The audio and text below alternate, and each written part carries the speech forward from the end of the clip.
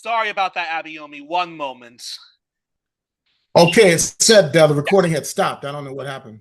Yeah. My internet found Went some. out. Yeah. So one moment. I'm just gonna close all. Okay. Yeah. So I'm just gonna close all these other windows. But that one I do have to. Okay. One sec. Okay. Sorry about that, folks. We are back on 1+1. And anywho, Abayomi. So before our internet cut off, you were talking. Okay. You were talking about during the British. Well, before the British takeover of the Seychelles Islands, when Britain.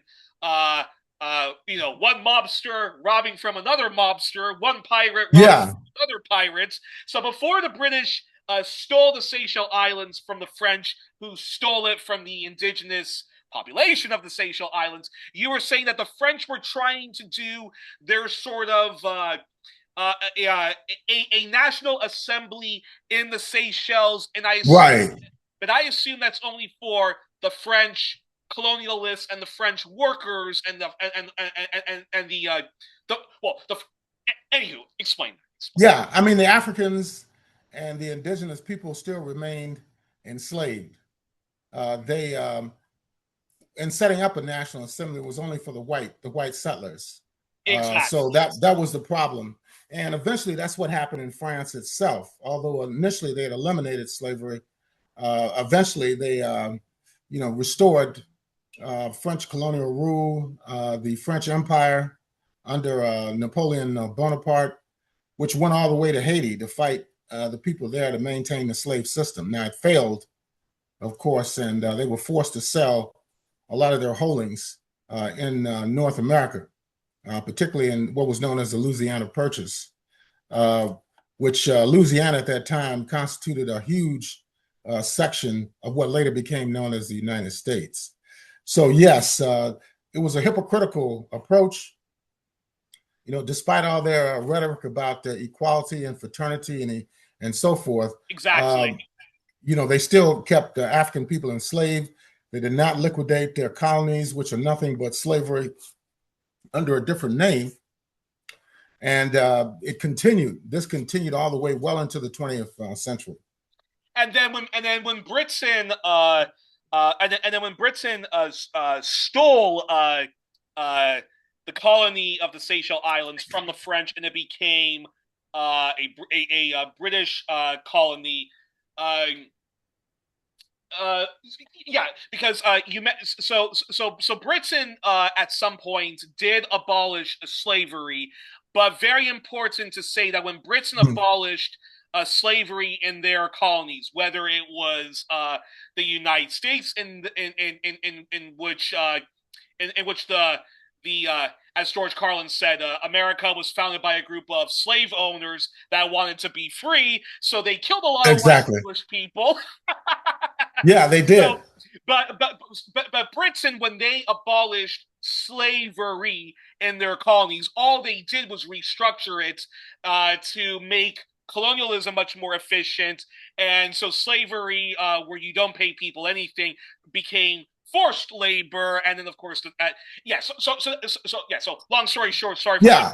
that's what they did in the Seychelles Islands. Yeah, it was a restructuring of labor exploitation, racial stratification, and colonial domination. That's what it was in actuality. And the island under France became as well a prison for unruly colonial subjects, people who had revolted, who opposed French colonial rule. Many of them were sent to prison in the Seychelles Islands. So that's a very, very important point as well. Several people fell into that category. There was also, in latter years in the 20th century, the Archbishop of Cyprus and Makarios III, who was Wait. jailed. Was Whoa. jailed by the. Time out. Wait, you mean the first democratically elected president of Cyprus, Had been Archbishop jailed Lorcos? by the British on the Seychelles Islands. Yes, and it's quite interesting. Wow. And he during his early years, the late 50s, the 1960s, he was considered a progressive figure in certain circles. In fact, he even visited Ghana under President Kwame Nkrumah in the early 1960s. So he had support of progressive forces in Africa and around the world. So this was a very, very important territory, earlier for the French, then later for the British. The French also wanted to block the Dutch East India Company from also having access to the natural resources on the island, also the plantations there where they were growing agricultural products for export. So it became a very, very important economic hub, first for France and then later for Britain. But the settlers, they did run into a lot of obstacles, whether it was the weather, whether it was the indigenous people who were resisting them in their colonization process. But eventually, by the early to mid 19th century, they had been turned into a relatively prosperous colony for the British. Wow, that's fascinating. Before I ask about how the Seychelles Islands became independent, so okay, so I find that fascinating that the French sometimes used it as a penal colony. Britain was still practicing penal colonies Yes. because you were mentioning that Aboriginal people, Maori people, many people from Polynesian communities, many people from the Melanesian community, Right. and so forth, found themselves in the Seychelles Islands, or escaped to the Seychelles Islands, but then found themselves, enslaved, and and some who were resisting colonialism, settler colonialism, both French and British, were in penal colonies. Now, Australia and New Zealand were two of the most brutal British settler colonial projects, Yes. just as genocidal and just as grotesque as how Turtle Island was, how Canada and the U.S. was forcibly stolen from the indigenous people, and their descendants and so forth still live in grotesque poverty, face institutional racism, all that jazz. Now, in Australia and New Zealand, there was that, but there was also the poor British and Irish and those who were resisting epic injustices in Britain. A lot of them were sent to penal colonies. New Zealand on a smaller scale, Australia on a massive scale. This is where the poor whites, the poor British and Irish were sent to these brutal penal colonies. Their conditions were literally identical to the way our people were stolen from Africa and elsewhere, Yeah. sent to the slaveocracy of Brazil and southern United States. So when you were saying to me, in the future, I'm hoping to do I'm hoping to do an episode on the history of Cyprus, the history of Greece. So when you were saying to me that Archbishop Marcos was in a penal colony in the Yeah. Seychelles, that's anywho, blew my mind. So Yeah. Right. Right. so anywho, Yeah. so So yeah. these countries like France and Britain, although they try to present themselves as liberal and enlightened, they have a very sordid history in terms of enslavement, colonialism, settler colonialism, that resulted in the deaths of millions and millions of people, extending from North America all the way to the South Pacific. But that being said, Britain though always had a very reactionary and very, very selfish bunch of elites, and that legacy still is like that to this and that legacy still is like that to this day, which is why when people advocate liberal democracy or social democracy, they'll never ever bring up Britain as the model for that, but they will bring up the French for that, because the French, with the French Revolution, and later, Napoleon, who was an extension of the French Revolution. I mean, it was if liberals, if there's any positive thing to say about political liberals and so forth like that, the French certainly were very much much more enlightened, and certainly they try to practice what they preach with liberté, fraternité, egalitarianism, and so forth. And there is much to applaud about various aspects of the French Revolution, even the Jacobins. Right. However, when it comes to sexism, that all stops. And when it comes to liberating, Haiti, liberating, liberating, the workers, the peasants, and whatnot from French overseas territory, that's where all that, that's precursor to socialism, and where that liberalism completely ends, and so forth. And and I believe Karl Marx himself and Engels himself even had some criticisms to make about the French social upheavals and Napoleon himself. Or I'm curious your response.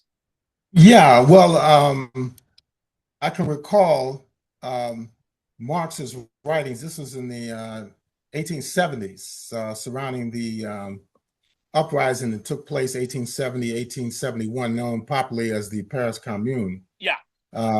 Yeah, he wrote extensively on that. So did Engels after the death of Karl Marx in 1883. So, it's quite interesting. They said it was a revolutionary point in history, but it didn't go far enough in terms of totally disempowering the property owners, the military, the business people, and so forth. And of course, it failed, but it did provide a model for future revolutionary movements, particularly the movement in Russia, which later became the Soviet Union. Exactly. Yeah, and because Lenin had written, on the role of the state in revolution, and in that he quotes extensively from Frederick Engels' work on the Paris Commune. And before we go back to the Seychelles Islands, then I do have to ask this question from a Marxist student to a Marxist teacher. Teachers. Then I do have to ask this question. Now, our friends or frenemies, the Trotskyists, they will they lionize Lenin. They love Lenin. They have no problem with Vladimir Lenin. Therefore, they he's the Holy Bible, infallible, and of course, Karl Marx, Engels, infallible. You don't question that. But many of them, and even other anti-communist leftists, would say that Lenin later became a Napoleonic type of figure, or certainly Stalin, and all of the successors of Stalin in Mother Russia itself all became, like Napoleon, and dictatorial, and their reign of terror never ended. Ergo, the Soviet Union was also a rival imperialist nation, to the U.S. So this is where the argument, neither Moscow nor Washington, neither Moscow nor Ottawa, neither Moscow nor London, comes in. I'm very curious your response on that, because I know you're not an anti-communist leftist, so I'm very curious your response on that. Yeah, I hope not. But I was thinking that there were leftists, even Marxists, that disagreed with the early phase of the Bolshevik Revolution. Rosa Luxembourg is an example. She disagreed with Lenin over the question of the right of nations to self-determination, and they debated about that, and others as well. For example, Sylvia Pankhurst, who was British, and she had an argument with Lenin over various issues, and eventually she broke with Lenin, and a lot of it had to do with the whole question of a dictatorship of the proletariat. Pankhurst was more into the notion that some people attribute to anarchism, that there should be collectives, there should be differences allowed, within the political party, the ruling party, and so forth. Now, Lenin met with her in 1920 at the Communist International and said that, that is, Sylvia Pankhurst should stay within the orbit of the Communist International and they could discuss these issues and resolve them. But that did not happen. Now, the thing, but the difference between Trotsky and Stalin, of course, resulted in a split, within the Soviet Communist Party. And in 1927, they were pretty much banished from the Soviet Union because they were holding demonstrations in opposition to what the party was deciding. Yeah. At that time. But then in 1928, of course, at the Sixth Congress of the Communist International, they pretty much outlawed Trotskyism, denounced it, and moved on to different positions on various issues. So, yeah, it's an unfortunate situation, but that's what happened. It wasn't up until the latter period of the USSR that they somewhat rehabilitated Leon Trotsky. Yeah. They said that he was not a counter-revolutionary, and they even restored his image to certain historical photographs and so forth. But this was at the end when the Soviet Union was falling apart. So some people question that as well. Also, Frederick Engels, has been criticized by certain people on the left, saying that he distorted Marx's writings. And this is what they're saying, that Marx did not emphasize as much of a categorical explanation or an outlook as it relates to Marxism. So, yeah, so you have all these differences that exist on the left. And of course, the anarchists and the social democrats were always opposed to Leninism, democratic centralism, and so forth. So, and these debates are still going on today. Exactly. You still have anarchists in the movement. You have people who follow Rosa Luxembourg. They have a center that exists in New York as well as in Europe. But they tend to not, at least the people from the Rosa Luxembourg Foundation, I've heard them speak, and they tend not to emphasize the struggle for socialism. They seem to be more anarchists in their orientation politically. Well, I mean, that's how I see it. Maybe other people have different views of it. I was trying not to laugh as you were explaining all this, because as a Marxist student, myself who likes to do very deep dives into all these historical figures and actually get the truth, including the inconvenient truths that all of these sectarians like to airbrush out. Rosa Luxembourg was certainly an advocate of nonviolence and nonviolent revolution, but she did say, I'm paraphrasing, so apologies for some of my language, but she more or less did sort of say, look, when shit hits the fan and the working class are ready to revolt, and if they are revolting with armed struggle, I'm going to support it, and so forth. This was why she herself was literally thrown under the bus and murdered, de facto murdered. The Social Democratic Party were very complicit in the murder of Rosa Luxembourg, and this is why people should steer very much clear from the SPD and even the whatever is left of the of the left faction of the SPD, who are social imperialists who believe in the NATO pivot to Asia and whatnot, and very viciously anti-communist leftism. And for me, when it comes to when it comes to historical figures, whether it's whether it's the Jacobins that did the Reign of Terror, Stalin, and I'm certainly not a denialist that Stalin abused people's human rights, sometimes went way too far in his efforts to eradicate political dissent and even political debates within the Communist Party itself. I don't deny that the Cultural Revolution was excessive, or that any communist project did were excessive in disciplining people, and so I'm not denying all that. I'm not denying all of that. I would just say the following, though, that the Tsarist system of Russia was so brutal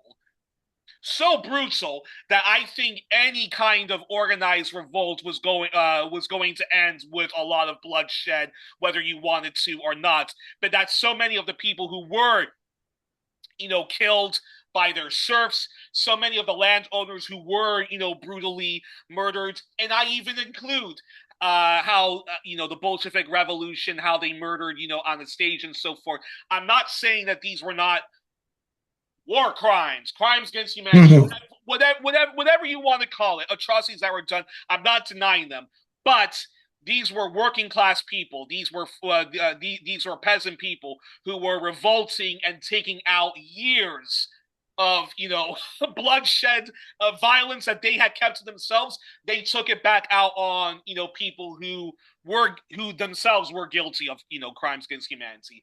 And I think I think just like the Soviet split was the worst thing that could have ever happened to the communist movement, the split between Trotsky and Stalin, I think, was the worst thing that could have ever happened to the USSR. And there still is ridiculous sectarianism that goes on today.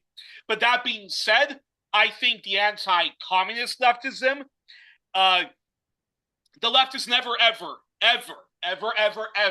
in the West, the left is never, ever going to advance if they keep practicing anti-communist leftism the way Trotskyists do, the way Social Democrats do, the way the Bernie Sanders type of people do, or even the way the people who claim that they're students of W.E.B. Du Bois, Black Panthers, Rosa Luxembourg, Leon Trotsky himself, the way those people engage in anti-communist leftism, sectarianism, dare I say, I think has been counterproductive. It's been nothing but self-McCarythism, and all it's done in the end of the day, it's just been an own goal that the Western left and anybody that's influenced by the Western left has done to themselves. And right, and it's long overdue. We stop practicing it. We actually do build coalition buildings and bridges with communists. We don't have to agree on whether Stalin was a swell guy, whether everything Kim Sung-il or Ho Chi Minh did was by the book.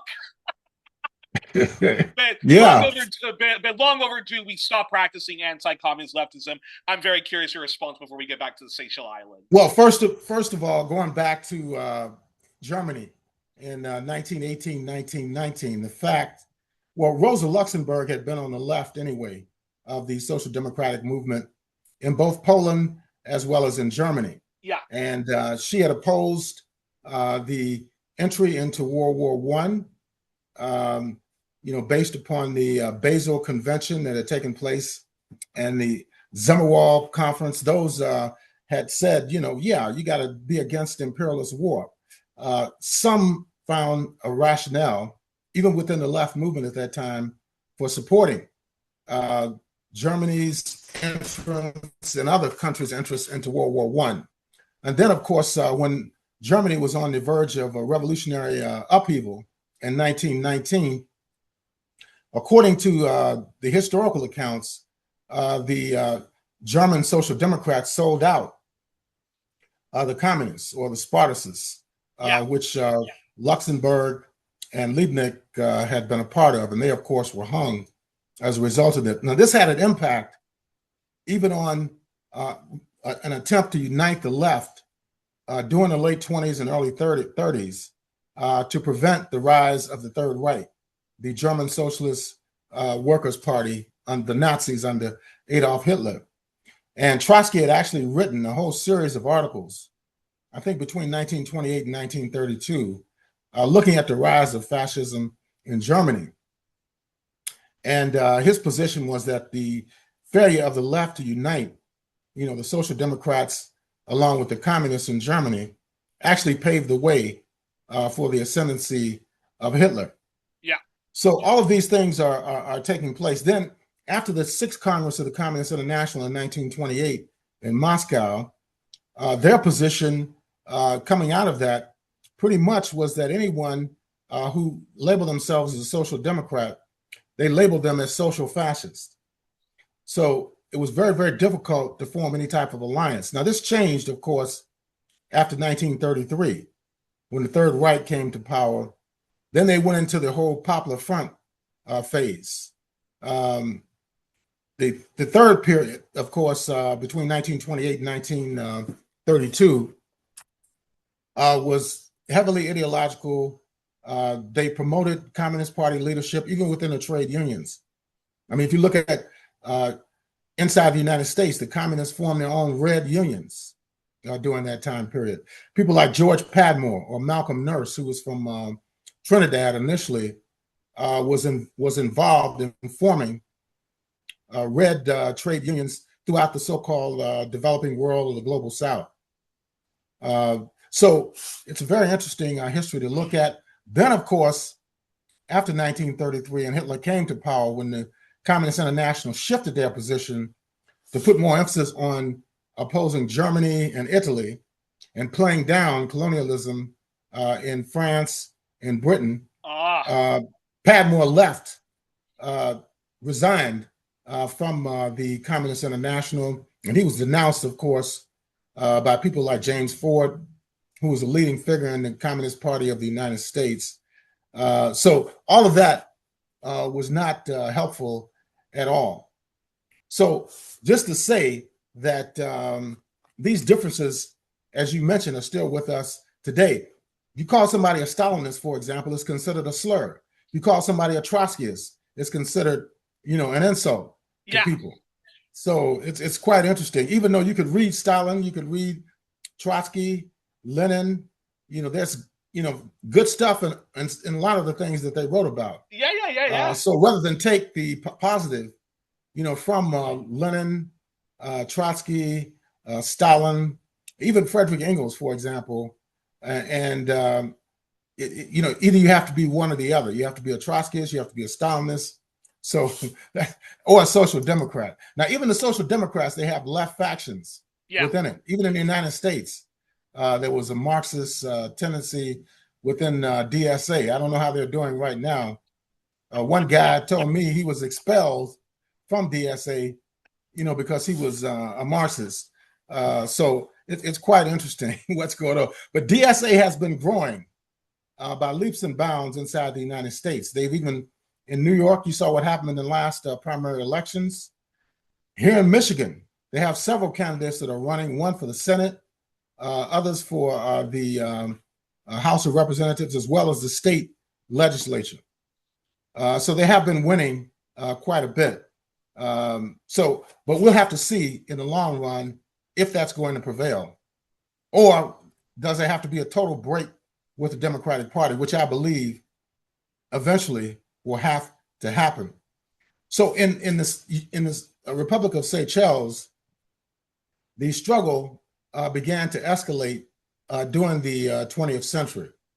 A number of organizations were founded. And then, of course, the settlers had their own organizations. They had a planters association, they had a taxpayers association, and their objective was to win more concessions from London. The planters association, the taxpayers association of the Seychelles that developed during the first 3 or 4 decades of the 20th century, they were not concerned about the liberation of the indigenous people there. They were only concerned about gaining, more resources from London. And then eventually, the African people there began to form their own organizations, and they were demanding full independence from the British, which eventually became a major issue during the 1960s. In 1964, there were discussions, about having elections. Eventually, they did have imposed universal suffrage, but still within the confines of the British Commonwealth system. In 1970, with the formation of the Seychelles Progressive United Party, they demanded full independence. and they did receive full independence in 1976, but it was under a more moderate party, headed by Mancham, Oh, that actually won exactly. Okay, independence. so you've already answered when Seychelles became independent, was it one of violent struggle or peaceful transfer of power? I'm going to say it was both. Correct from what you've been. Yeah, I would think. Yeah, it was, because people were resisting the plantation systems, the heavy exploitation of African workers, and the political interests of the settlers was not the same as those of the indigenous people. They just wanted more independence from London, and they wanted more resources from London, but they were not particularly concerned, about the liberation or the independence of the African people in the Republic of Seychelles. Exactly. And the population there is still only 135,000 people. Exactly. So it was a very limited population of the area. And a lot of people did leave during certain political crises. They would take their slaves and they would leave and go to other colonies. So that happened during the 19th as well as the 20th century. Wow. That is so unbelievable. And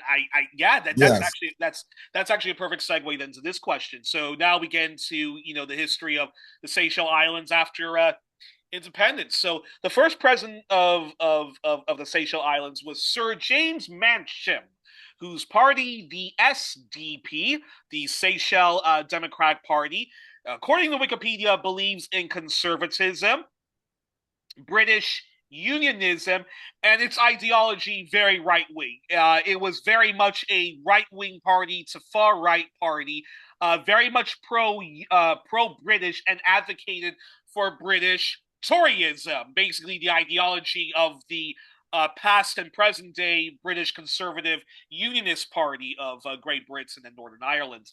He ruled the nation from the 29th of June, 1976 to June 5th, 1977, until he was deposed in a coup. Abayomi, what is his socio-economic legacy and what led to his ouster before we talk about yeah. Yeah. Well, Mancham wanted to remain within the British orbit, economically and politically. He was a conservative, and that's where he stood politically. Now, the British favored him, but the masses of the people on the Seychelles Islands opposed him. And he was overthrown, actually, in what is considered a bloodless coup in 1977. He was overthrown by France, Albert, and Rene, and who was a leftist.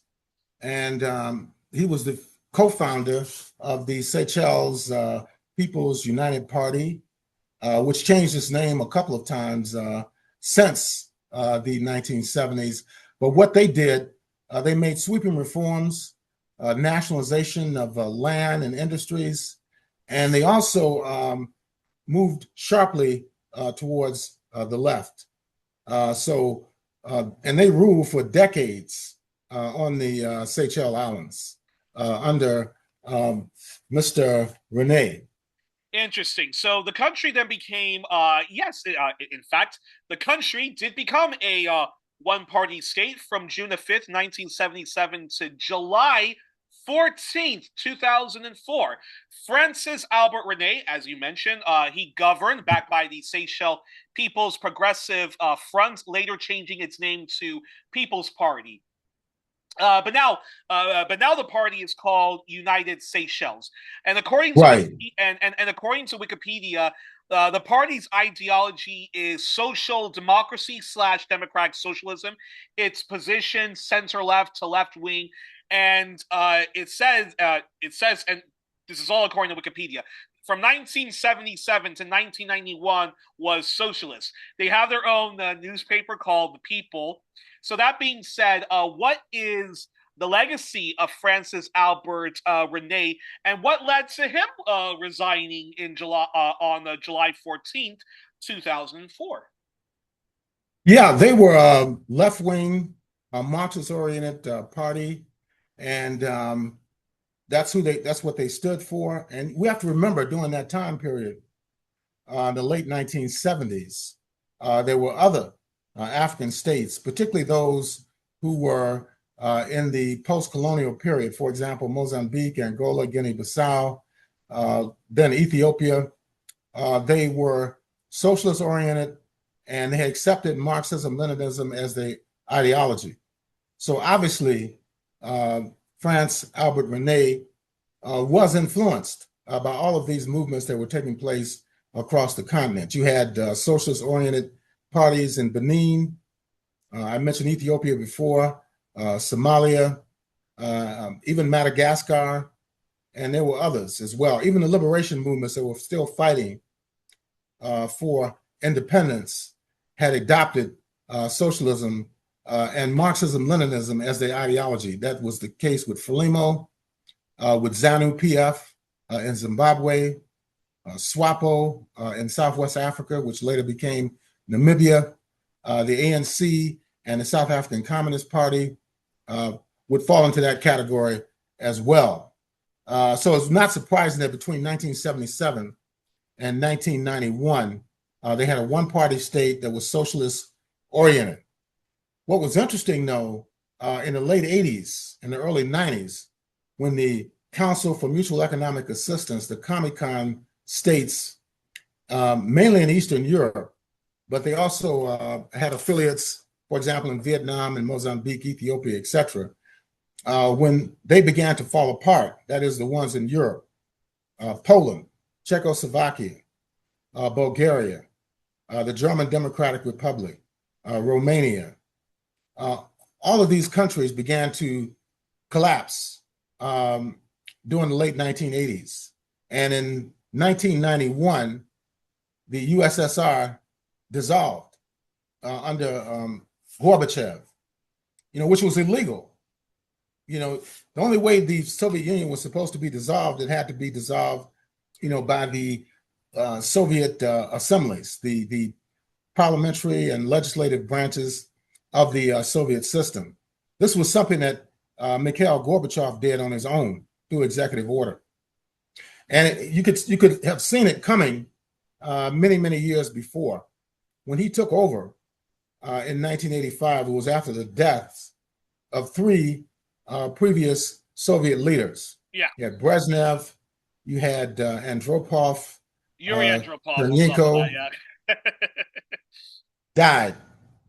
Two of them died quite suddenly after they took power. So Mikhail Gorbachev was put in as leader of the party and the government. And he was much younger.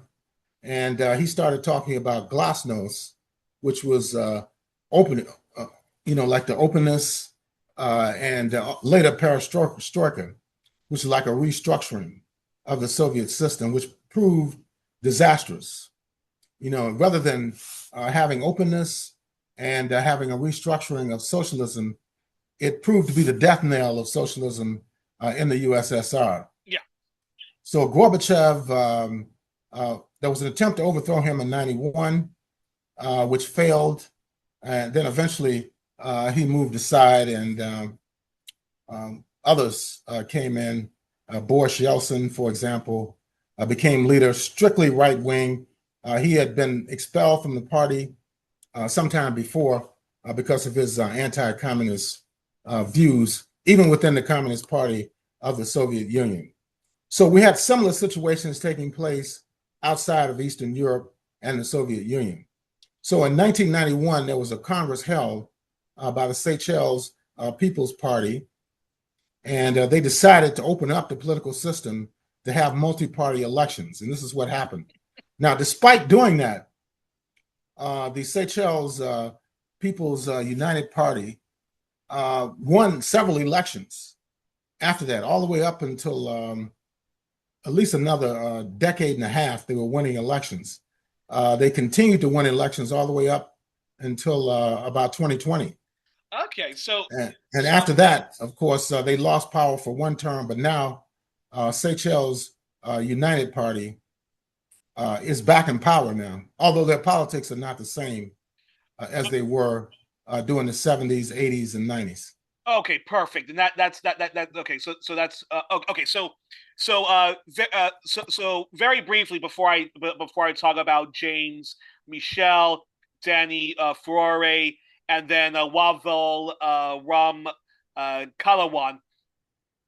Okay, so is it safe to say then that the socio-economic legacy of Francis Albert Rene, who ruled from June 5th, 1977 to July 14th, 2004, after resisting efforts to open up, introduce multi-party democracy, is it safe to say that his socio-economic legacy largely positive? Yeah, I would say so. Yeah, I would say the Seychelles Party, the United Party, the Socialist-oriented Party instituted many reforms. The economic situation inside of those islands improved significantly. So yeah, I think it was very positive. Now, during that time period, so that's interesting. So then that being said, how do you assess the socio-economic legacy of President James Michel of the same political party?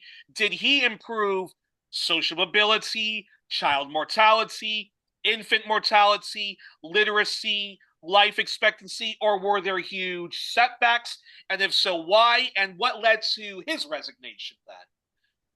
yeah, well, Rene resigned. He had been winning elections every 4 to 5 years, and then he stepped down, and he put in, the vice president, who pretty much continued the same process. So I would say, yeah, there has been a positive trajectory. I mean, it's a small population, and the government appears to be responsive to the needs of the people. So it is one of the countries in Africa that has a very high human status index, meaning that people have been able to crawl out of poverty to a large degree. Not to say that there's no poverty there, but they're doing much better than a lot of other countries on the African continent. Interesting. And then the country found itself under the leadership of Danny Furore, who governed from the 11th of October 2016 to October 26, 2020. How do you assess his socio-economic legacy and that of social mobility, child mortality, infant mortality, literacy, the life expectancy? Did they improve, or were there huge setbacks, and if so, why? Yeah, it appears as if they did improve the conditions. But what's interesting is that during the course of Rene's tenure, there were attempts to overthrow the government by mercenaries. Oh, really? Yeah, and they thought they were US-backed mercenaries because they were concerned about the British Indian Ocean territories, which the British had control of. And but the Chagos Islands, where Diego Garcia is located, there was concern by the United States that they would cut off access to Diego Garcia for U.S. military forces. What happened was that the British, who ostensibly controlled these territories, allowed the United States to come in and set up their own military base on Diego Garcia during the period of the Vietnam War. Yeah. So it was a refueling station for warplanes to come in, refuel, get maintenance checks so they can go and bomb the Vietnamese people, which took place or Iraq during the Iraq later. War, Yeah. or Afghanistan. Yeah. Yeah, that's the role of that. That's why Trump was bitterly opposed to this agreement that was made between Sir Keir Starmer, who just resigned, and Mauritius to turn over sovereignty of the islands to Mauritius. So he was heavily condemned by the Trump administration. And even now with Andy Burnham, he has been quoted as saying, although I don't have the details, that he opposed that agreement that was made by his predecessor and the government in Mauritius. But yes, there were attempted coups that were carried out during that time period. One in 1982 that was led by a European, and they were backed by the U.S. as well as the apartheid regime in South Africa. But these coups failed. They weren't well organized, and the government had a lot of support on behalf of the people. I mean, Rene, in all of his elections, he won huge majorities to be placed back in office. So they still do have a lot of support among the people. Just in 2024, in 2020, when the party, Seychelles United Party, was put out of office, but then they returned last year Exactly. in the elections that were held. Yeah. But yes, there was a lot of attempts to overthrow the government there because it was socialist oriented. The leadership was Marxist in its political orientation. And they were concerned, that eventually, if this movement spread to other territories in the Indian Ocean that had been controlled by the British, that it would jeopardize U.S. imperialist access to the Seychelles Islands. And that struggle is still ongoing today as we speak. Well, and you mentioned so all seems to be going well in the Seychelles Islands, and then finally, the reign of the U.S., the United Seychelles Party, their winning streak is broken, and the country found itself under the leadership of Wavel Ram. Wavel Ram Palawan of the SNP, the Seychelles National Party, who are right-leaning liberals. They believe in economic liberalism. They're centrist, and when we say centrist, that means they're right-leaning centrist, and their ideology is liberalism, which in the African context, we know that means a form of Black African capitalism. They are actually, in fact, members of the African branch of Liberal International, the Africa Liberal Network. And Liberal International is where liberals and some Christian Democrats parties and other boring, uninspiring, centrist windbags, liberal parties who sometimes can lean left, be Keynesian, vaguely progressive, and sometimes, socially liberal and tolerant, but often very business friendly. And they have shifted hard to the economic right and adopted neoliberalism and monetarism, and they meet and they see how they can advance their agenda in the global sense in trying to help out like-minded parties win elections and whatnot. Now, the most influential members of Liberal International are the following: the Liberal Party of Canada, the once mighty Liberal Party of England, or the Liberal Party of Great Britain was a founding member. Fianna Fáil, a dominant right-wing party in Ireland, is a member. I'm based in Belgium, and the movement Reformateur MR, very right-leaning and pro-austerity party. They are members of this organization, this movement. They were in a coalition government with the right-wing Flemish Nationalist Party, NVA, and they imposed, very harsh austerity on the working class in Belgium. The Open VLD, the Open Flemish Liberal Democrat Party, again, very right-leaning and right-leaning are members. Ivory Coast is Rally of the Republicans. The very right-wing and neoliberal Saudi Puppet, Western Puppet, Saeed Harari's Future Movement of Lebanon is a member, and Germany's FDP, the Free Democratic Party, is a member of of this party, which the SNP Seychelles party was in. And of course, the Netherlands, the very right-wing to far-right VVD, which the ex-prime minister, who was an austerity douchebag guy, who is now the current general secretary of NATO, Mark Rutte, was leader of this party, and the mostly ghastly, he's liked by Trump. Yes, and the mostly ghastly liberal, white, moderate, very right-wing Democratic Alliance from South Africa is a member of Liberal International, and again, so many far-right Latin American liberal parties and Asian ones and Scandinavian ones, Eastern European ones are all members, including the Liberal Democratic, the Liberal, the Liberal Democrats in Britain. Anywho, so the SNP, that's who governs the Seychelles Islands from October the 26th, October 2020, to October 26th of 2025. What is the legacy of the SNP who broke the United Social Party's streak? What's their socioeconomic policy? Well, obviously, they weren't successful in reinstituting more of a pro-Western type approach to government and foreign policy. And that's why they only served one term. And they were defeated in the latest election last year by the Seychelles United Party. Interesting. So, their pro free market policies was widely unpopular, and then the people, I mean, like, they didn't even have to launch huge propaganda campaigns to convince people. It was just very quickly like things are getting bad that they just voted back in the previous party, which are really like the founders of modern day Republic of Seychelles.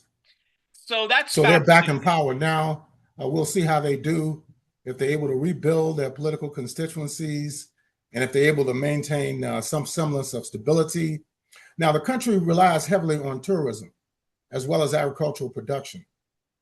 So a lot of people travel there to have vacations. They still have a lot of close ties with the Russian Federation. A lot of Russians are there working, serving as advisors to the Seychelles government. Fascinating. So since October the 26th, 2025, last year, the country has been under the leadership of Patrick Hermeni of the United Seychelles.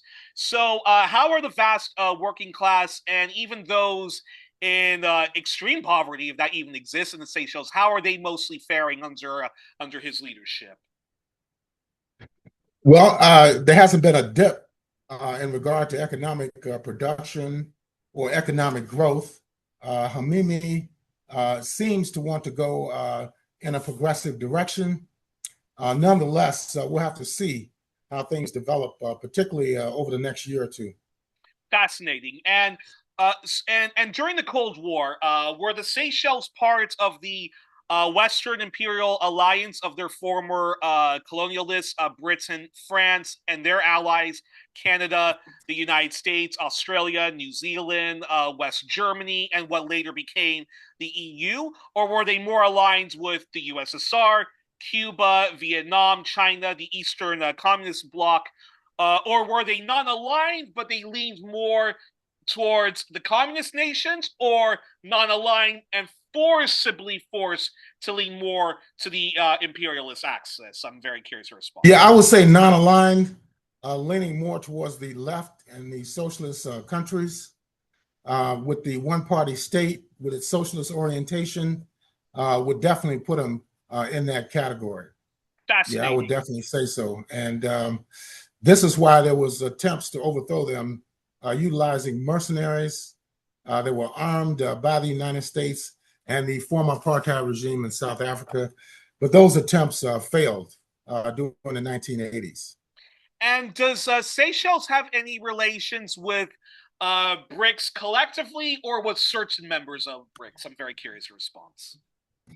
I'm not aware of any direct relationship. I don't think they would qualify per se because of the small population and small economy. Although, in terms of the human resource index, they rank higher than just about most African countries on the continent. So they may be approached by the Brazil, Russia, India, China, South Africa Plus Summit. Perhaps they could benefit from loans from the new development bank that's headed by Dilma Rousseff, and which just got granted a loan to the Republic of South Africa.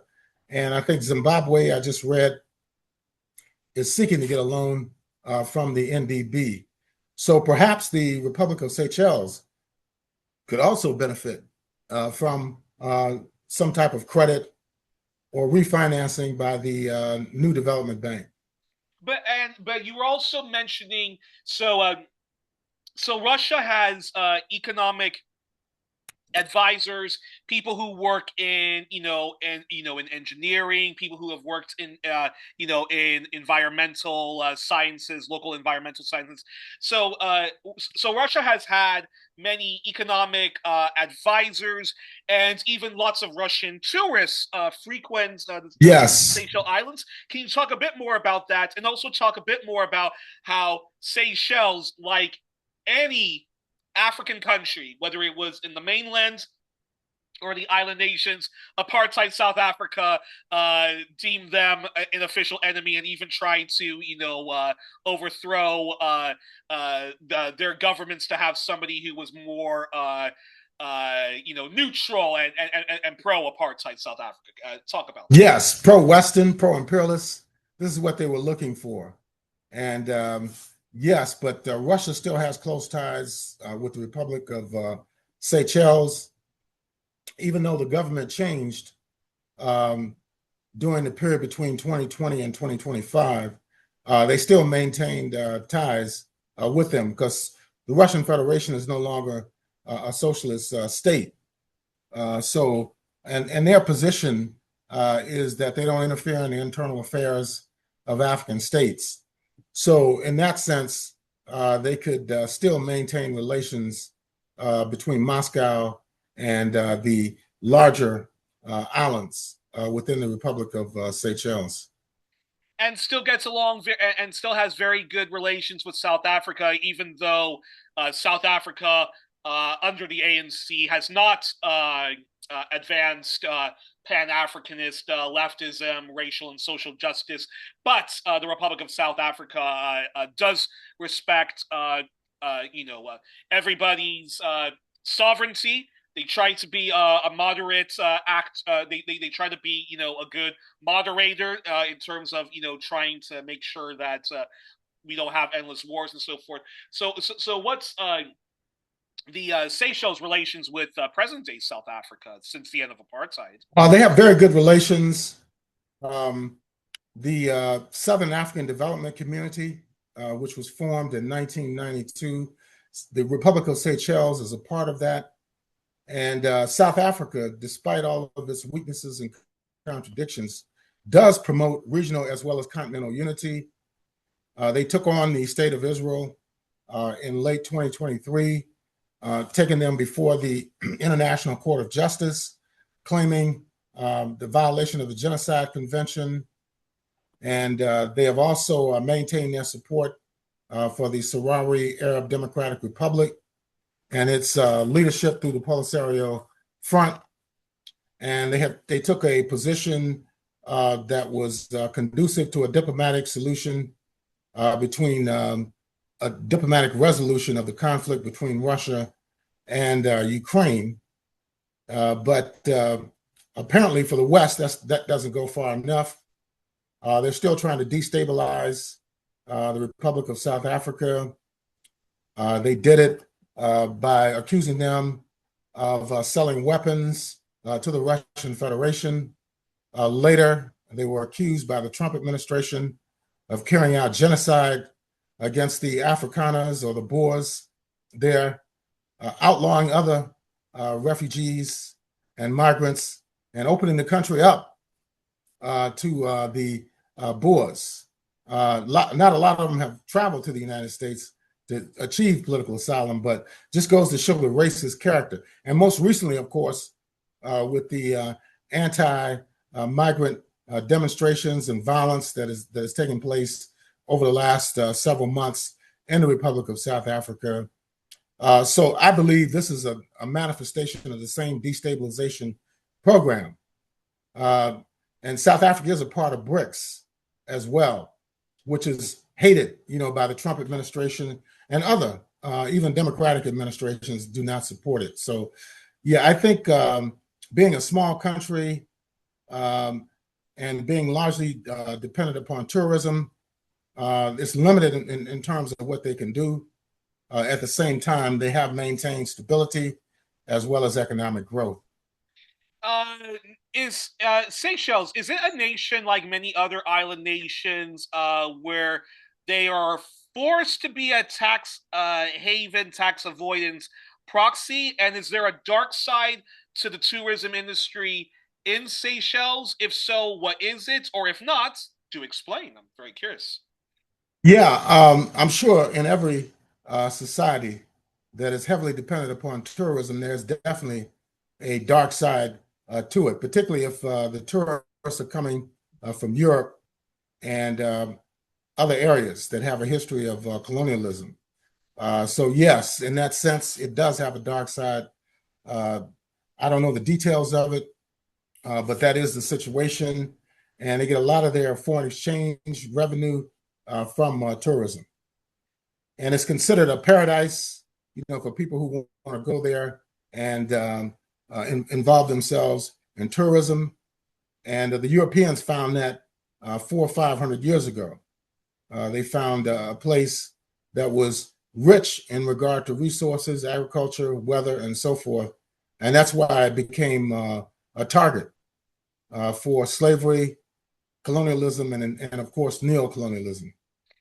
But Seychelles itself, under mostly the USP, the United Seychelles Party, has not allowed itself to be a tax haven for Britain and France. And if there are, tax avoidance schemes or money laundering or any type of organized crime, whether it's the official one, which the Western imperialists do, or the unofficial ones that different crime organizations do. The Seychelles government itself not involved in any type of black market, human trafficking, tax avoidance schemes. Curious response. Not that I'm aware of. In comparison to other places, like in the Caribbean, for example, Yeah. Like the Bahamas, had been considered a tax haven for many, many years. I'm not sure if it is now or not. And even Switzerland, for example, the Swiss banks, were considered safe havens, for people who were involved in organized crime, even people who were not purportedly involved in organized crime, but who had a lot of money, could be, hide that money there because they have very strict controls over how information is shared in regard to the banking system. Cough, cough, Mobutu. Cough, cough, Abachi of Nigeria. Yes, Sani Abacha Cough, cough, and others. Israel and Rock. Yeah, right. So, yeah, I'm not sure if those type of political and economic interests do have banking interests in Seychelles. I'm not aware of that. It's funny how sometimes these black majority countries are covered in the media. And yes, it is true that Jamaica, Bahamas, Trinidad, and I'm sure countries like St. Kitts and Curacao, Dutch Antilles, and Aruba, no doubt, lots of legal and illegal tax avoidance schemes and organized crime and whatnot takes place. But it's funny how Western media, Western state media, and Western adjacent media, and even left-leaning media outlets focus on those black majority countries, but they do not, I repeat, they do not describe Switzerland, Luxembourg, even Belgium or the city of London, which operates completely outside even what that mob family, which is Britain, engages in, and even Ireland is considered a tax haven, so forth. So it's funny how that doesn't come up popularly in popular discourse when we talk about organized crime, tax avoidance schemes, corporatocracy, and whatnot. So, yeah. Yeah, for example, Antwerp, Belgium, is considered a place for diamond trading. So, when you have a situation like that, most people are not even aware of what goes on in Antwerp, Belgium, in terms of the international diamond trade, being involved in what's considered dirty diamonds, and also Israel, their role in the international trade in diamonds. But you hear almost nothing about it in the Western press at all. Yeah, it's unbelievable. Anyways, Yeah. unbelievable, and even it just goes to show you how even when uh Western corporate media outlets like Al Jazeera, who are also influenced by, because Qatar is a proxy of, the West. U.S. Yeah, It's and Zionism too. Yeah. it's funny how even when they critically, report on, the issue of tax avoidance and, dodgy, dirty money. Uh, yeah, no, Belgium, Luxembourg, Switzerland, the Republic of Ireland, and again, the city of London itself. What the U.S. does with Puerto Rico, America, Samoa, the British Yes. Virgin Islands, the U.S. Marshall Islands. Nobody ever talks about how those are tax avoidance schemes at the behest of Western imperialism, or how France uses Martinique, uh, uh, There's an Guadeloupe, overseas territory. Yeah. yeah, Guadeloupe and so forth. It's Yeah. so that's Yeah. They consider those overseas French territories, so they can do all kinds of things in that regard. But the Republic of Seychelles were able to get back three of the islands at the point of independence. But in terms of the British Indian Ocean Territory scheme, they were not able to move beyond that. And of course, that was set up in 1965 in London. And then, of course, with the Chagos Islands, they leased that territory to the U.S. Right at the time that you had the mass escalation of U.S. Troops in South Vietnam in 1965. So it's tied to war, and capitalism and war are very much connected, because in that case you have imperialism, uh, the internationalization of capitalist modes of production, relations of production. So therefore, war is essential in maintaining imperialism. We can see that today with what's happening with Iran and the whole West Asia region. Even though there was a memorandum of understanding negotiated indirectly between the U.S. and Tehran, Trump cannot admit that they have lost the war in Iran. So he's restarted it again. 13 straight nights of bombing against the Islamic Republic of Iran, and they're not gaining anything. Fuel prices are skyrocketing again. Of course, in other consumer goods, the prices are increasing at a phenomenal rate.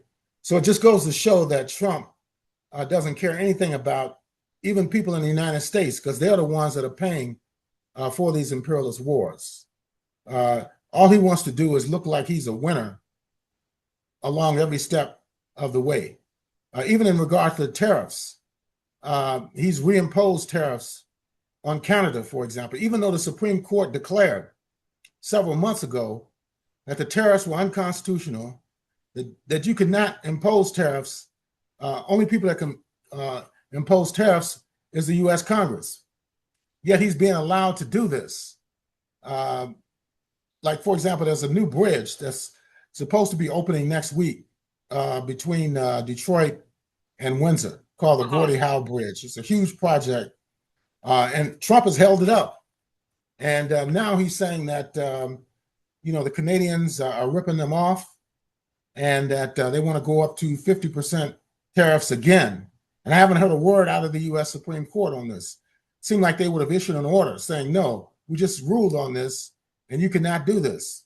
So it's not even clear whether the bridge is going to open up on Monday or not. People think it will, but who knows? He may pull something out of the hat soon. He said the 50% tariffs would go into effect in a month. So maybe he's trying to extort more money or more concessions from the Carney government in Canada. Who knows? But this is the type of leadership that the United States right now is presenting internationally. Even though they claim they were opposed to permanent wars in West Asia and other parts of the world, what he's doing right now is no different, even worse in many ways than what successive Democratic and Republican administrations had done vis-a-vis Iran. They were always attempting to undermine Iran, backing targeted assassinations, maintaining the draconian sanctions and economic blockade against Iran, but they did not directly attack the country or attempt to overthrow its government through force of arms. And this is what Trump has done more so since February the 28th. They did it last June as well, where they bombed under the guise of destroying Iran's nuclear program. And Iran has always said that they're not interested in producing a nuclear weapon. Now I don't necessarily agree with that position because if you look at other countries like the People's Republic of China, the Democratic People's Republic of Korea, the U.S. has not bombed them since they developed nuclear weapons capability. And Iran has said that on numerous occasions, but they keep repeating the same mantra over and over again to justify the continuation of the war. Now, there were war powers resolutions that were passed in both the Senate as well as the House of Representatives. Now he's saying those resolutions don't apply because this is a second war due to the fact that there was a memorandum of understanding between early April and just 2 weeks ago. So it's total chaos in regard to what's going on vis-a-vis the United States, both domestically as well as it relates to foreign policy. And going back to fascinating and very interesting, so much I could respond on that, but yeah, I mean, it's anyway, fascinating. I have to ask this question, going back to Seychelles, though, is what's been the Seychelles response to the anti-French African Spring happening in West Africa? And I've actually been forgetting to ask this important question in the past several episodes, so I have to ask in this episode, but what's the Seychelles response to AFRICOM and calls for resistance to AFRICOM? I'm not sure what their position is on the anti-French sentiment. I'm pretty sure they would be in support of it. And in terms of their relationship with AFRICOM, I don't have any information on that. It's quite interesting that in the vicinity of the Indian Ocean is the Chagos Islands, which is a major hub, for the U.S. Africa Command in regard to refueling and using it as a base for military operations against other countries in the global South. But I'm not exactly sure what their presence are in the Seychelles. Interesting.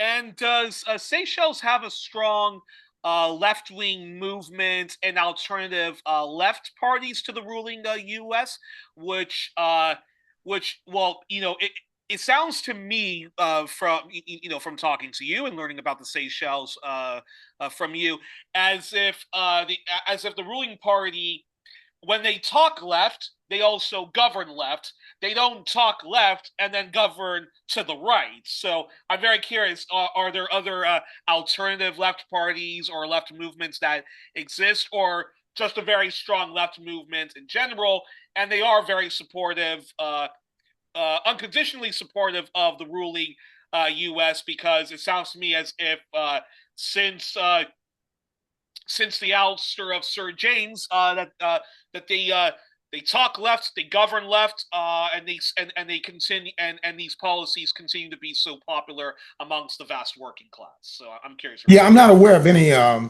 alternative left-wing parties there. There could be, but you have to consider the fact that there are only 135,000 people that are scattered across over more than 100 islands. It would be very difficult to organize, mobilize, and sustain another alternative independent party in the Republic of Seychelles. But they have made changes, of course, going all the way back to the early 1990s by opening up the political situation to multi-party so-called multi-party democracy indicates that there was some liberalization in the political as well as economic system. And that's a perfect segue to the final question, which is, me, I always ask this question, which is, and lastly, despite any mistakes that the left has made in the past in the Seychelles, isn't the only way forward. Despite any mistakes, isn't the only way forward is for the nation to really uplift people and advance more social mobility and fully eradicate poverty, and more to embrace more African socialism, Pan-Africanist leftism, and a socialist program that meets the needs of the people and more of its neighbor and the entire continent and other similar parts of the world and island nations. And I'm very curious your response before I have one follow-up. Most definitely. And I think the Southern African Development Community, which they're a part of, believes that. And the African Union, even though it's not socialist, they do have objectives in terms of a continental-wide military force, the need for a single currency across the African Union, the Africa Continent Free Trade Area is another project of the African Union.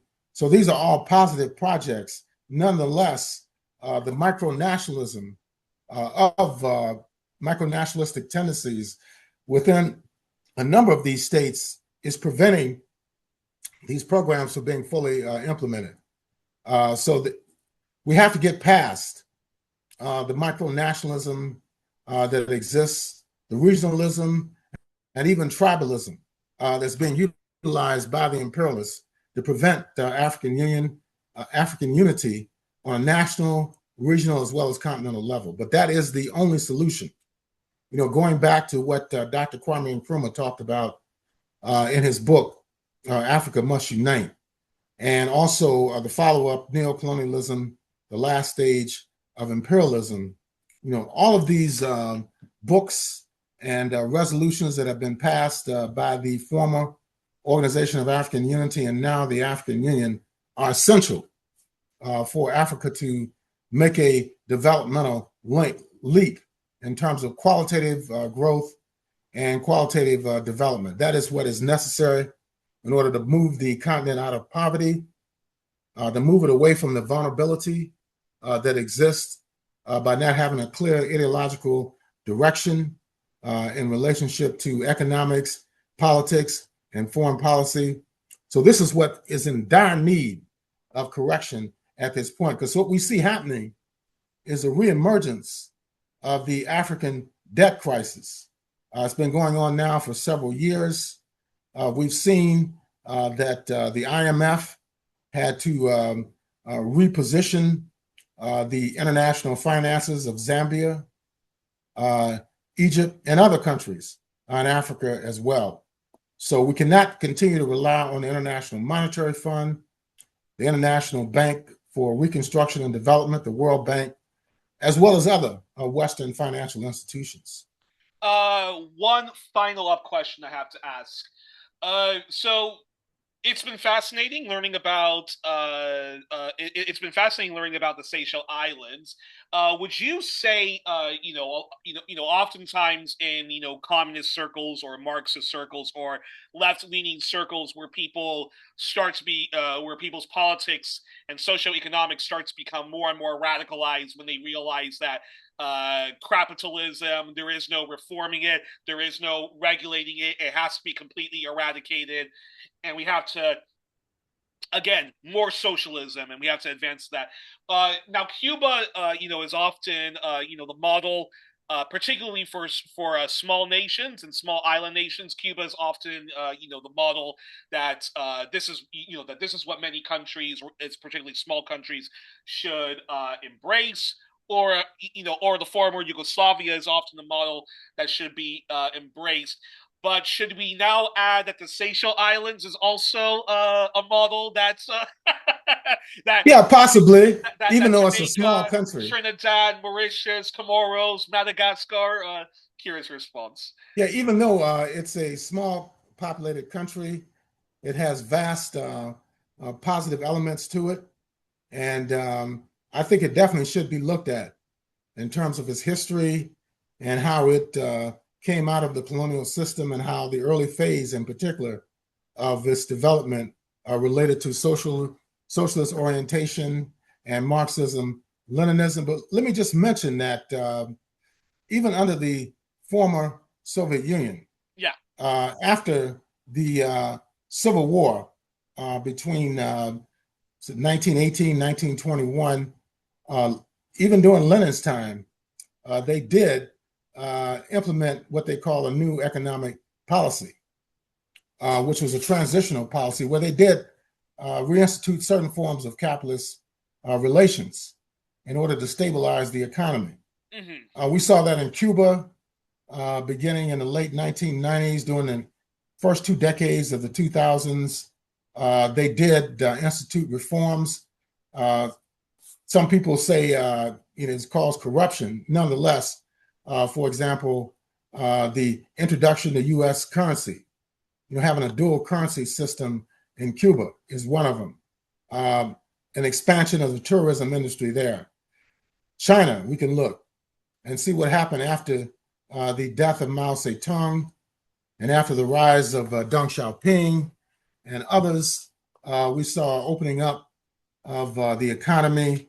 Deng Xiaoping, in his purportedly secret report after the Tiananmen Square rebellion, laid out, what their strategy was. That is to allow capitalist investment for decades, and then reverting back to a strict socialist-oriented planning system. Now that's changed somewhat under Xi Jinping, but I just wanted to mention that all of these states, whether it's the Soviet Union, whether it's the situation in China, have implemented reforms, Cuba as well. So as long as it's under socialist control and controlled in that particular regard, I don't have a real problem with it. But if it takes over and becomes the dominant system of relations, then it is problematic, because we've seen that in so many other countries where they have totally reinstituted capitalism.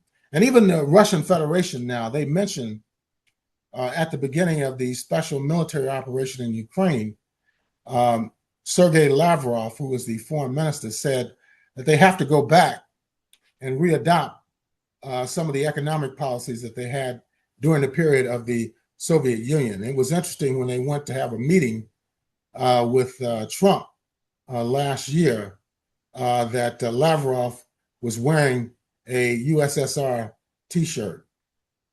Now, I don't know what relevance that had, but he was definitely wearing it when they went for negotiations that took place in Alaska. Yeah.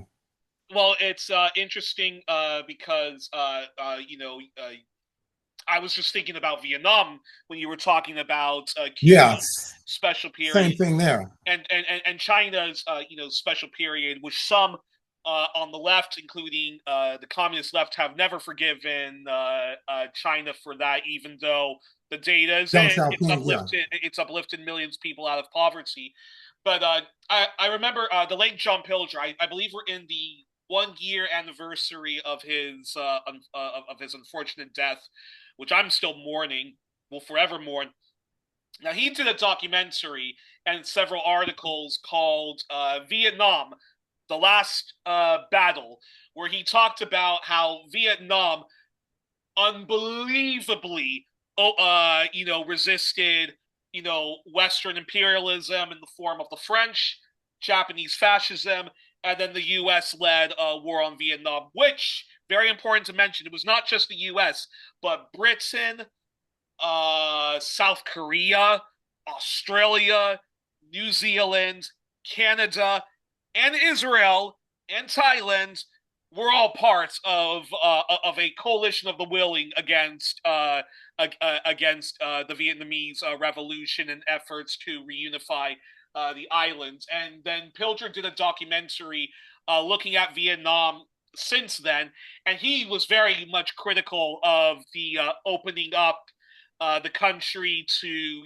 free markets and stuff like that. And he showed how, social mobility, has been starting to plummet, how there's been kind of a new, bourgeoisie forming.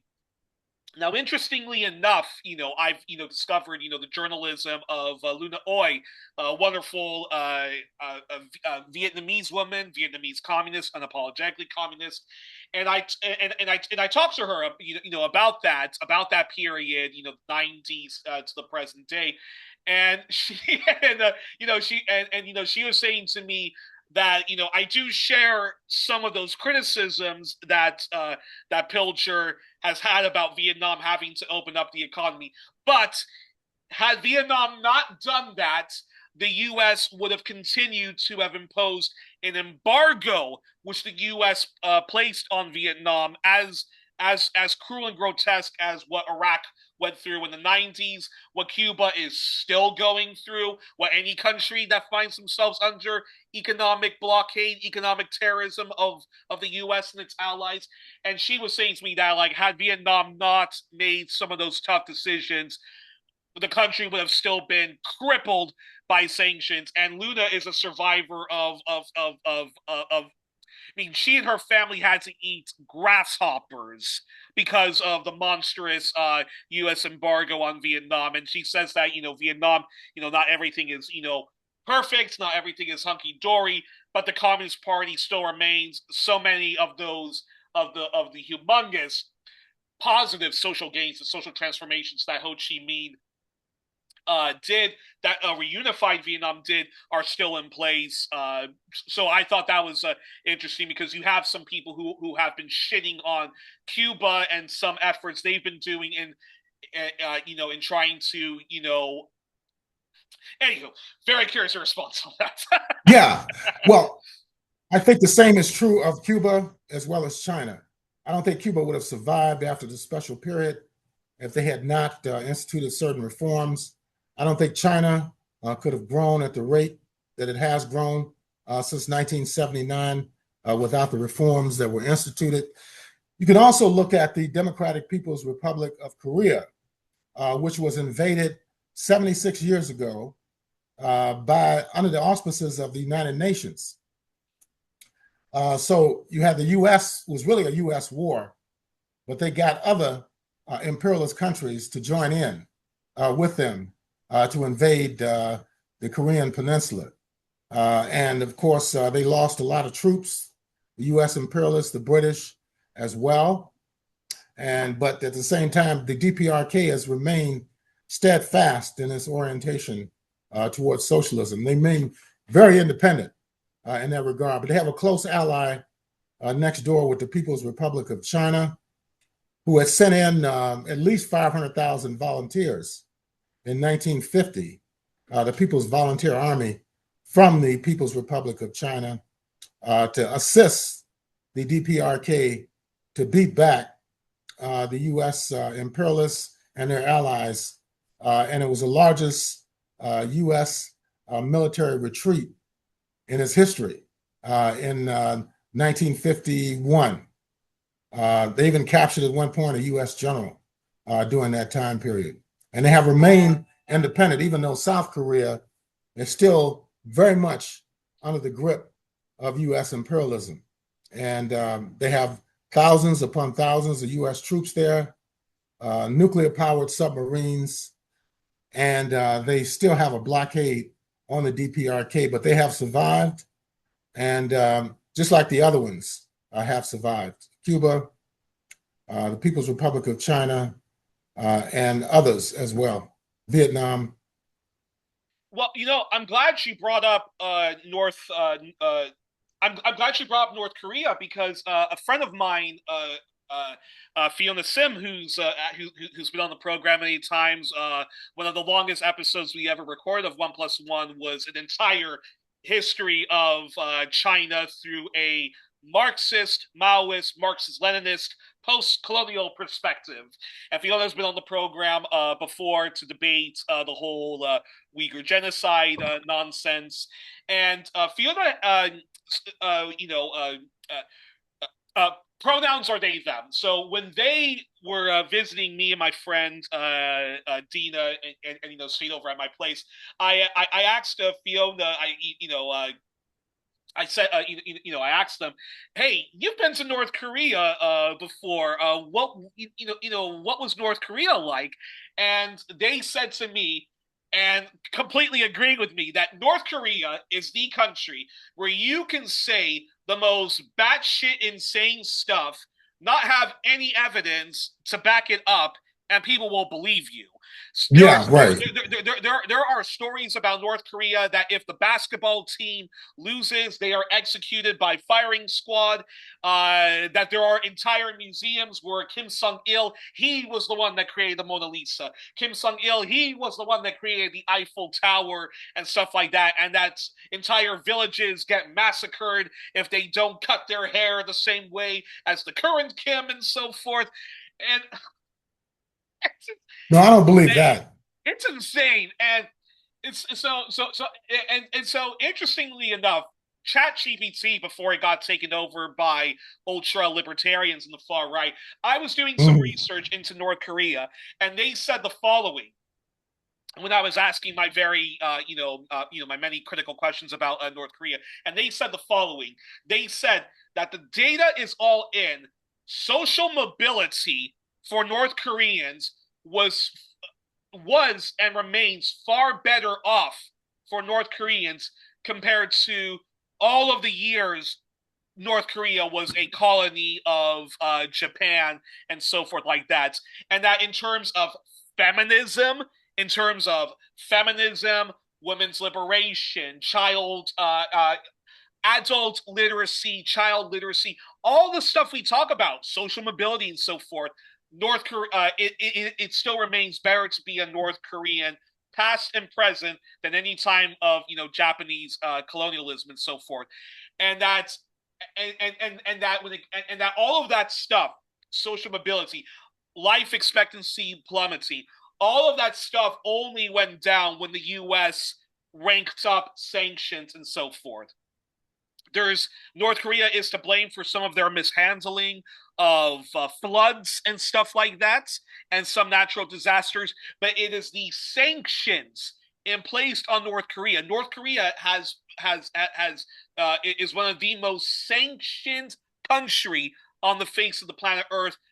That is why so many North Koreans, if you hear about famines, if you hear about North Koreans so desperate for a quote unquote better life in South Korea and whatnot, that's why, just like the Cubans who nowadays might, leave Cuba on a dinghy boat and so forth, it's because of the economic sanctions placed on the country, why you will hear stories of North Koreans, and a lot of them will just say whatever they think that the CIA wants to hear about how North Korea is the most genocidal stuff like that, and then you have these batshit people who go on fucking Joe Rogan and talk about how the North Korean leaders, they make us eat rats. The North Korean, they're we're not allowed to love anybody, and they so even a lot of the human rights abuses that we claim to hear are a bunch of bullocks.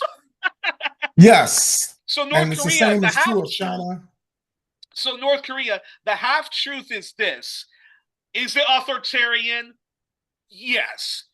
Are the Kims sometimes a little too autocratic and sometimes don't listen to the advice of people who are trying to say to them, adopt the Vietnamese model, adopt the Chinese mafia model? Yes.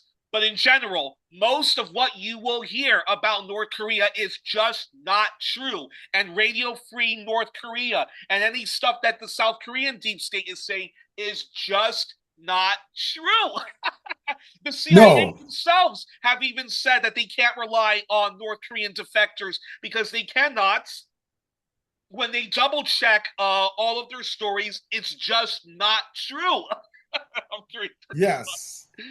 Yeah, well, it's the same is true for other socialist states that they create propaganda and lies about them in order to justify the draconian sanctions and blockades. But the U.S. is largely responsible for a lot of the defects that exist on the Korean Peninsula. After World War II, the left was growing by leaps and bounds, even in the south of the country. And the reason why the U.S. led this invasion under the guise of the United Nations was to prevent socialism from taking over completely in the Korean Peninsula. The industrialization of Korea in the north was heavily carried out by the Japanese during the period where they occupied the country between around 1905, 1910, up until 1945, when they were defeated during World War II. But two good books, well, two good authors to read, about the history of Korea would be Cumming, who writes a lot about what happened. Cummings, correct? Yes, yeah, writes a lot, about the history of Korea, the Korean War, and also I.F. Stone, who was an independent, socialist-oriented author, journalist. He wrote a book called The Hidden History of the Korean War that came out during the war in 1952, and he relies heavily on press reports as well as State Department reports about what was happening in Korea. So people could read The Hidden History of the Korean War, also the books by Bruce Cummings. These are people from the West who are writing in somewhat sympathetic vein in regard to the history of the Korean Peninsula, which was colonized by Japan during the 19th century. And a lot of people died during that time period. They had two treaties, Japanese-Korean treaties during the late 19th century. And of course, the people were virtually enslaved there in terms of industrial production, the exploitation of Korean women, which has never been acknowledged, even by the current Japanese government that's headed by a woman, prime minister. They refuse to even acknowledge the exploitation and abuse of Korean women during the colonial period. In fact, I'll even plug an author who I would even think is even better than some of the oh wait, one moment. Oh, can you hear me now? Okay, perfect. In fact, one. Yeah, I can hear you now. Go ahead. Yeah, one author who I'll also plug, who I think is even better than some of those fantastic white socialist leftist journalists, historians that you mentioned. KJ No, who co-hosts on Breakthrough News. He co-hosts the China Report, and he's I believe he's Korean Chinese. But anywho, he is Korean, based in America, Korean American. He's been on the International Manifesto Group, talking about South Korea's involvement in the Vietnam War. Very great, very great anti-imperialist. And if he's listening to this show, open invite to him to come on 1+1, because I actually have a whole playlist of stuff all about the Koreas, and I actually, do want to do a series on both Koreas in the future, and do one episode all about North Korea and then one episode all about South Korea. And the uprising in 1980 that was largely led by students had a tremendous impact in exposing South Korea for not being a democracy, but being a U.S.-backed dictatorship. And the fact that North Korea was able to reindustrialize under socialism is a major historical lesson in development. So perhaps they could discuss that as well. Exactly. And in fact, let me also close with this.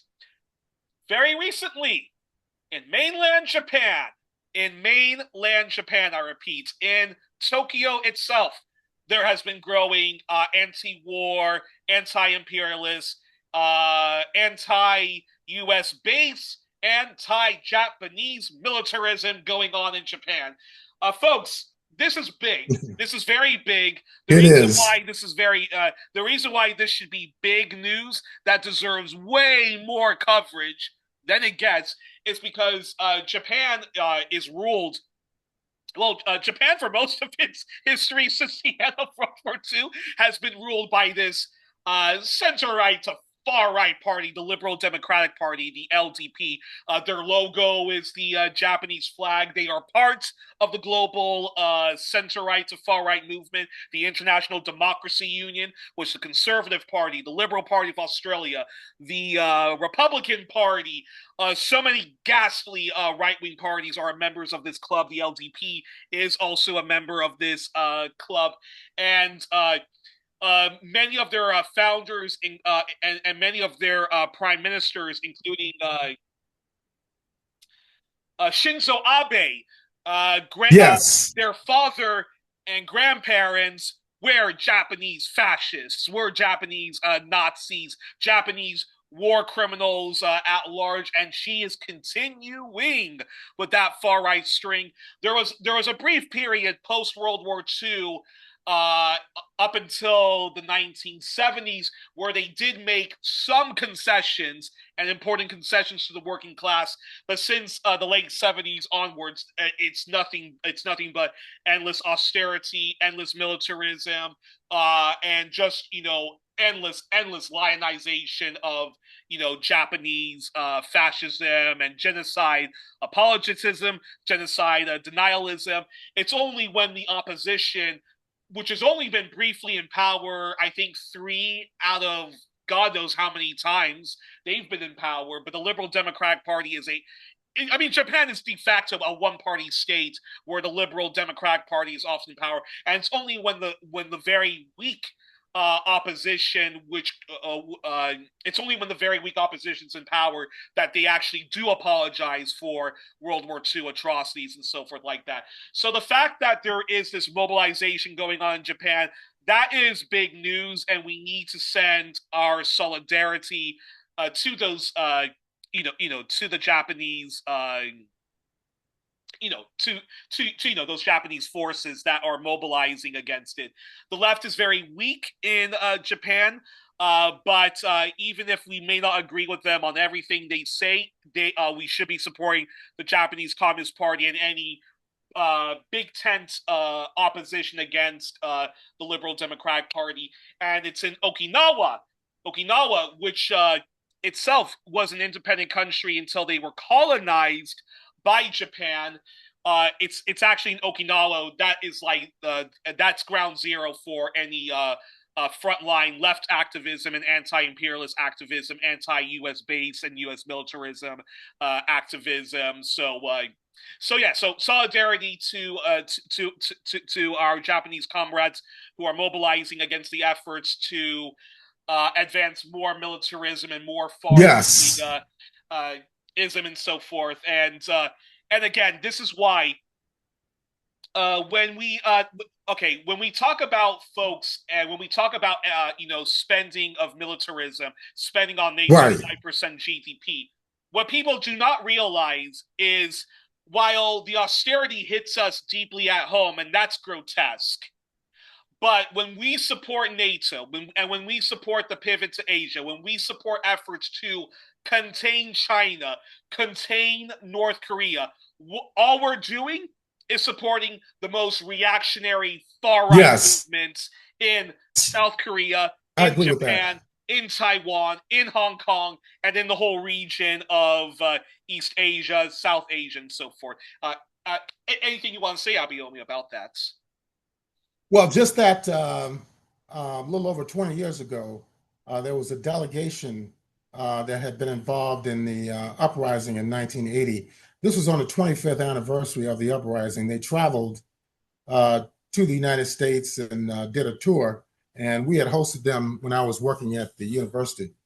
It was quite interesting, and they put out a book actually where they actually mentioned, they had visited Detroit and so forth. So they were still trying to carry on that legacy. And, South Korea, they have a lot of reactionary political figures that are involved there. And they had to impeach former president, which is better than the United States because Trump was impeached twice and they still were not able to convict him of the crimes and put him out of office and bar him from running for office again. In fact, So here we have a in step. fact, they even said that if Donald Trump was in jail, he can still run for office. Don't you Yeah, love? in the U.S. you can do Don't you that. love our libertarian democracy of the U.S.?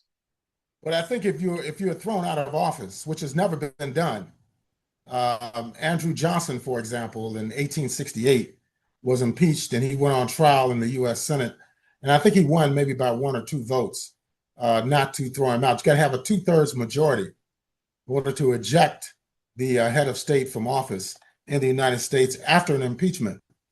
And so it's never happened.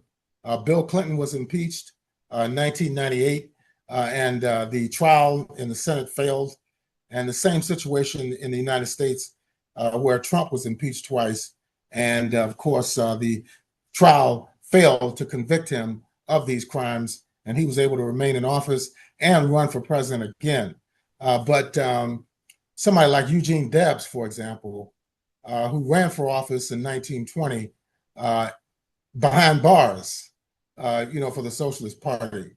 So you can run for office if you've never been in office, or if you've been, even if you've been impeached but not convicted of the impeachment charges, then of course you can run for office again. And Trump has even floated the idea of running for a third term, saying that the Constitution says no more than 2 consecutive terms.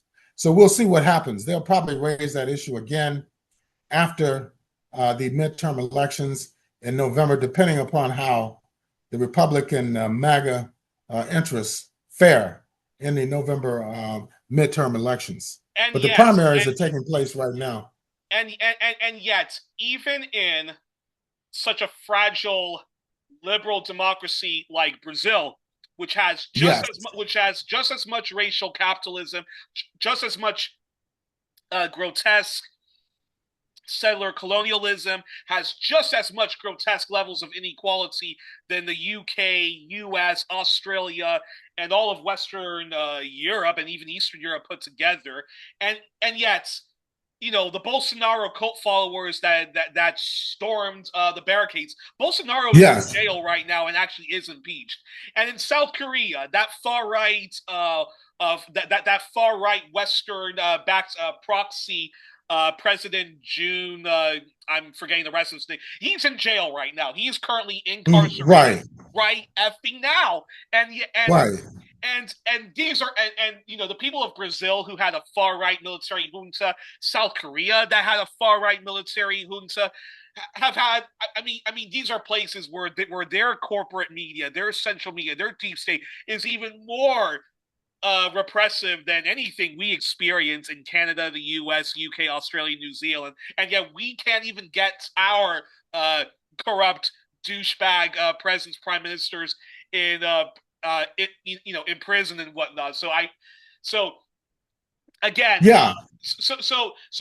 I say this to again emphasize: if there are problems in South Korea, if there are problems in Japan, and the left has a hard time advancing, or the left is weak, that's on us. That's because of Western imperialism, and that is why we have to mobilize against imperialism and keep our reactionary douchebags in check in order for any type of leftism to flourish and blossom in Japan, South Korea, and I would say the world, and that again goes back to the continent you and I are constantly exploring, Africa, correct? Exactly. So, yeah, it's a long ways to go, even in the largest, most advanced Western capitalist countries in terms of removing governments. The US is probably the most difficult, but the UK, they've had 7 prime ministers in the last decade, both conservative as well as labor. Yeah. And so who knows what's going to happen there. The new PM, Andy Burnham, is doing a lot of symbolic things like placing a cap on bus fares and reducing fees for bars, things of that nature. But in actuality, it's going to take a lot more to uplift the living conditions of the British working class and the oppressed. Bolshevik style revolution or barbarism, Abayomi. Okay, that's true. Well, Socialism or barbarism. As the great Rosa Yeah. Luxembourg said, well, Yeah. well, we were joined on this edition of One Plus One, our All Things Africa edition, our Africa series, our journey across the continent with Abayomi Azikiwe, historian, journalist, anti-imperialist, racial and social justice campaigner. He's the editor of Pan-African Newswire and frequent contributor to Black Agenda Report. Check out both outlets, subscribe to them, and donate to them generously. Also, don't forget, folks, to donate to One Plus One. Help us overcome the far right algorithms and pro-capitalist and pro-imperialist media. Y'all are spoon-fed to. And don't forget to share us widely. Facebook blocks me from sharing sometimes, so please do share to help us grow our audience and more. Again, do support Chris, the eclectic radical. And okay, so next week we will cover the history of Mauritius. And before I sign off and say goodnight and good luck, I just want to say happy 25th birthday to Media Lens. Media Lens is an anti-imperialist and climate justice media group. It's a UK duo headed by David Cromwell and David Edwards. And again, just want to say 25 years of myth busting, of truth telling, and confronting the British corporate media, the British state media for advancing the unjust world we are living in. They are the UK fairness and accuracy in reporting. My hero, the late John Pilger, was a big advocate and supporter of Media Lens. Check out the interview I did with them, published at my friends at Orinoco Tribune, and subscribe to them, donate generously to them, and get the following books by them and their solo books, which are the following. Guardians of Power, The Myth of the Liberal Media, Newspeak in the 21st Century, Propaganda Blitz, How the Corporate Media Distort Reality, The Compassionate Revolution, Radical Politics and Buddhism, that's by David Edwards. Free to be Human, Intellectual Self-Defense in the Age of Illusions, that's also by David Edwards. Private Planets, Corporate Plunder, and The Fight Back by David Cromwell. Why Are We the Good Guys? Reclaiming Your Mind from the Delusions of Propaganda, that's also by David Cromwell. And I've not read these two books, but go out and spoil yourself. Surviving Climate Change, The Struggle to Avert the Global Catastrophe, edited by David Cromwell and Mark Levine. And David Edwards' latest tour de force is a short book about ego and the remedy of meditation. Good night and good luck, folks. Thank you, Media Lens, for all you do and the many brilliant correspondents we've had. Good night and good luck. Abayomi, you have a great weekend. All my best, folks. Okay, thank you.